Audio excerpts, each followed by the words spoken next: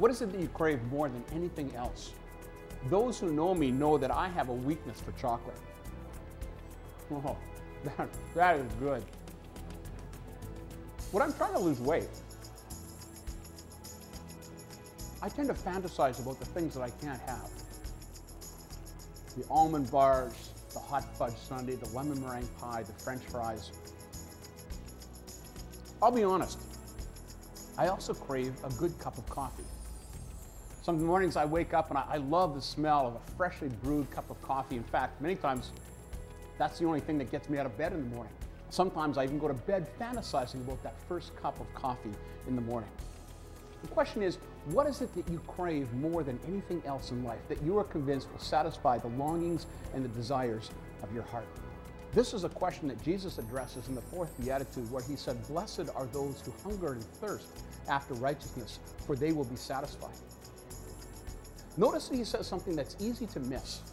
He says, "Blessed are those who hunger and thirst after righteousness." In other words, the implication there is they're actually seeking or looking for something they do not yet have. When he's talking about hunger and thirst, he's talking about two of our most basic human needs and the feelings that we feel when those needs or those desires have not been satisfied.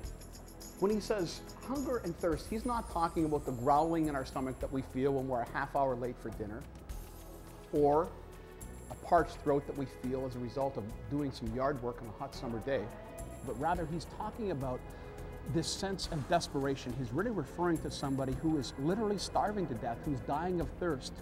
And that produces in them this sense of desperation, that unless they have that need met now, they will not survive.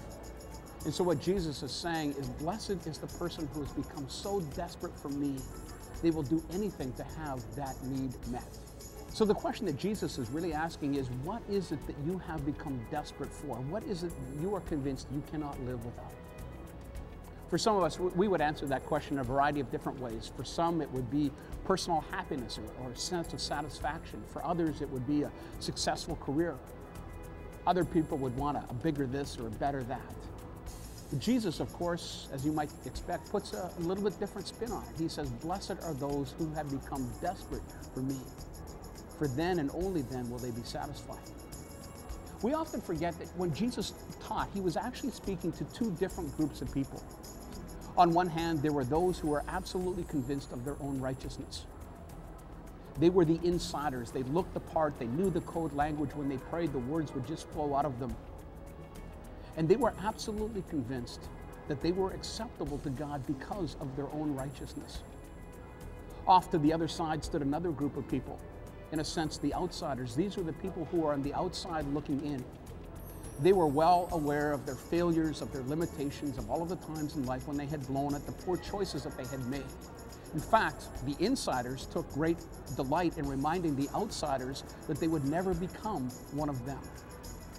And yet Jesus turns it upside down and inside out. And he says, "Blessed are those who have become desperate for me, who are well aware that their righteousness will never cut it, that they need something more." That produces a sense of desperation, a hunger, a thirst to know God more intimately and deeply. So let's open our Bibles and see if we can figure out what it means to develop this hunger, this thirst for righteousness.